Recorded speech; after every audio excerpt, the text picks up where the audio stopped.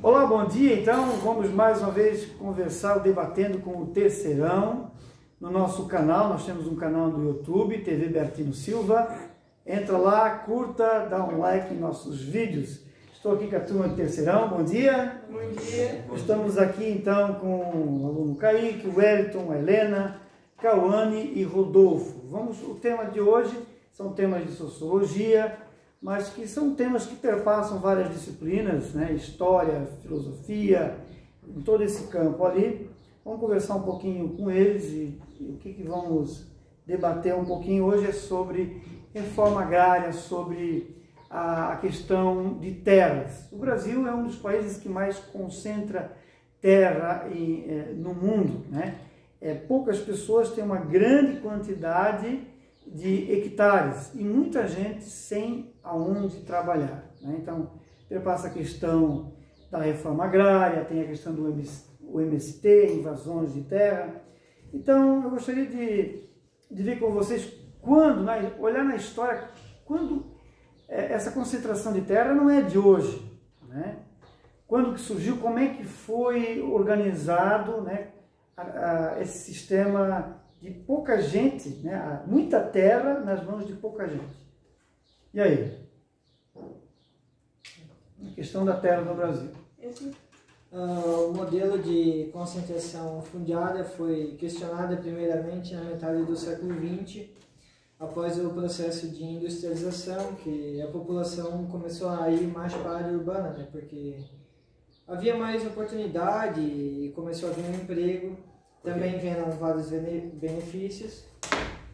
Isso porque desde sempre a concentração de terra esteve mais localizada nas mãos da classe dominante, né? A partir da Era de Vargas, em 1930, os trabalhadores tiveram o começo da carteira assinada, né? Começaram a trabalhar, a receber salário, tiveram direito a férias e entre vários outros benefícios. E na época, né, o grande problema da questão da terra era a desigualdade, né? Muitos tinham muito, muitos não tinham nada, né? 45% das terras rurais no Brasil pertencem só a 1% dos trabalhadores. Exatamente. Números assim que mostram quanto que existe essa desigualdade no Brasil hoje. E o que mais nós temos ali? Que a redistribuição de terras ela foi só uma possibilidade, né? Mas em 1850 foi criada uma lei, a Lei de Terras, que fez com que só pudessem ser adquiridas as terras por compra. Isso fez com que só os de elite social pudessem comprar e ter cada vez mais terras. E essa lei foi criada mais por causa que estava no fim da escravidão e eles precisavam criar outro tipo de mão de obra.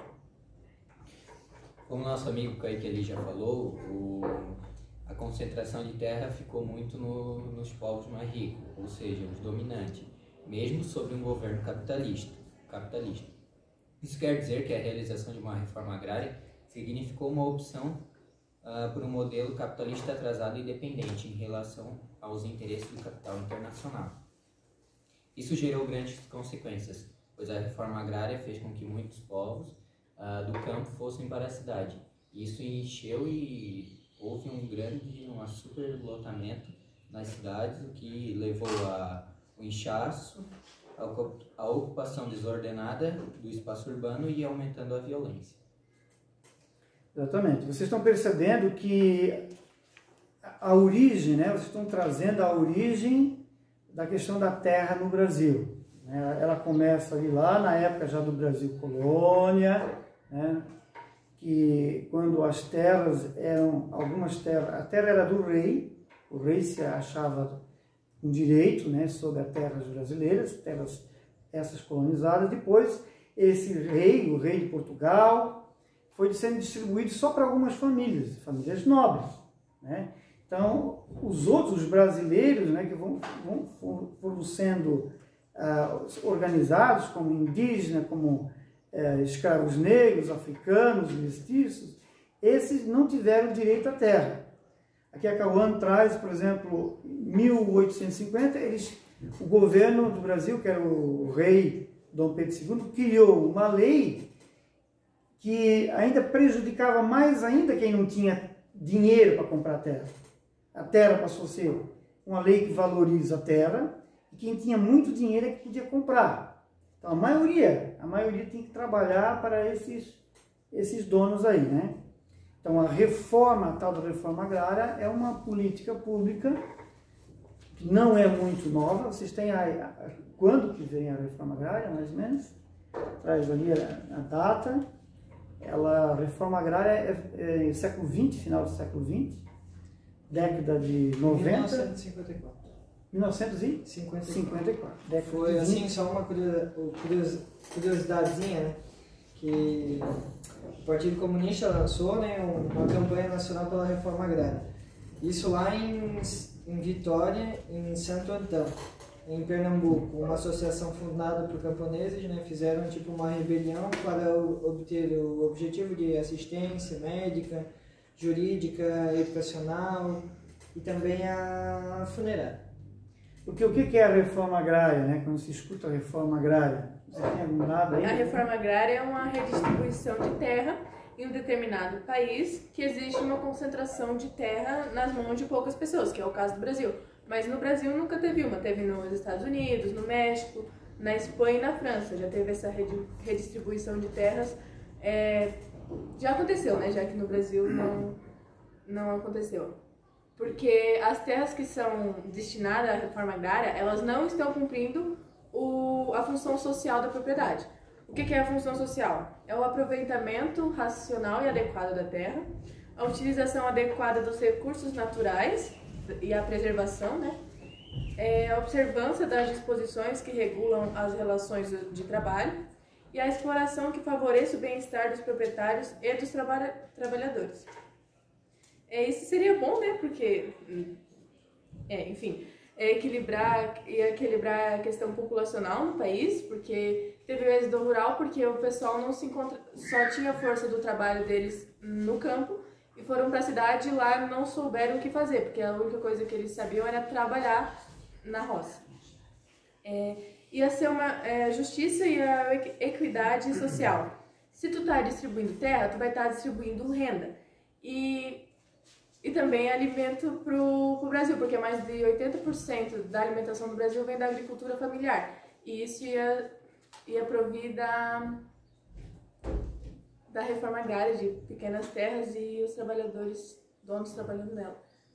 Isso, essa distribuição de terra, muita gente pensa o que é tirar do rico para ir para o pobre, quer dizer, quem é que tem terra, comprou, eu vou ter que doar terra para o pobre. Não exatamente assim, né?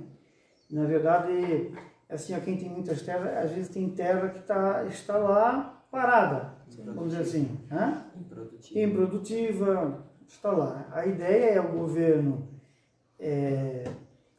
negocia, o governo vai comprar a terra do dono. Essa propriedade ali está improdutiva, você está parada, então você vende para o governo.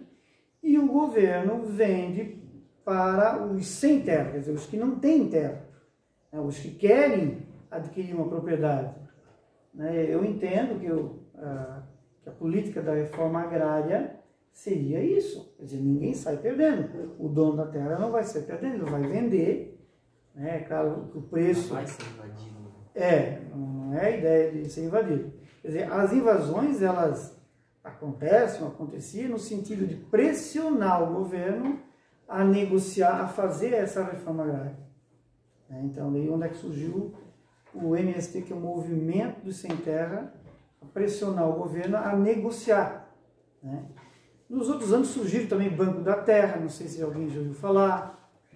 As políticas foram melhorando nos últimos anos. O que é o Banco da Terra?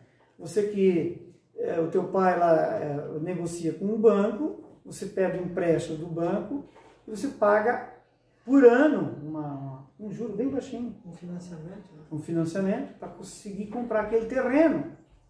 Então isso melhorou muito, muito nos últimos anos. Né? O que mais? Pois é, MST, né, que no início ali eu falei, né, que são terroristas, são um bando de arruaceiro que invade a propriedade das pessoas que trabalham. O que vocês têm a dizer? Tem alguma pesquisa sobre MST? Foi você, né? Não? Não? Esse movimento é uma organização, né, que... É claro que existem exageros, né? Tem um movimento sem teto, sabe? O que eles fazem? Eles têm lá um terreno baldio, tem um prédio lá do governo que está lá, abandonado. Então, eles se organizam para invadir aquele prédio ou invadir aquela terra, aquela propriedade e ficar ali, fazer assentamentos até vir a negociação. Claro que cada um tem que defender o seu direito, né? Quem é dono do prédio quer que o pessoal saia de lá, daí rola a polícia, o dono do prédio vai lá, chama a polícia, o dono da fazenda chama a polícia, daí tem um confronto dos invasores, assim dizer, contra a polícia, né? Então, a gente tem que tomar muito cuidado, não olhar de um jeito errado, né? Que é tudo arroaceiro, o grevista é tudo vagabundo, assim, é por isso que é bom, né, estudar, verificar qual é o objetivo, né, dessas questões ali. Mas seria isso, então? É isso, eu agradeço, então, a presença, o trabalho do Kaique, o Wellington, Helena, Cauane e Rodolfo no mais um Debatendo com o Terceirão.